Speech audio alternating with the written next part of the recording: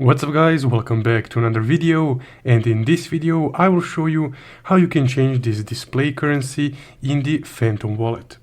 So currently I have it set to dollars, but let's say that I want to change it from dollars to euros. So this is how you do it. Now Phantom recently implemented an update, the official one, that allows you to change your display currency.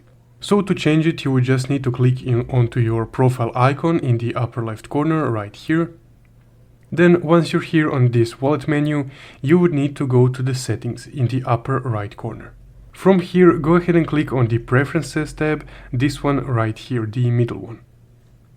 And on the Preferences tab, you would be able to change the language, the currency, and all the other stuff related to the preferences. So just go ahead and click Currency right here. And here you can change it to one of these supported currencies, as you can see right here. So as I mentioned, I want to change it to euros, so I will just tap on euros. And now it's set to euros. Now let's check how it looks. And there we go. So from now your display currency will be the currency that you have set in the settings. And that's guys how you can change the display currency in the Phantom wallet. If you found this video helpful, don't forget to leave a like and subscribe. Thank you for watching.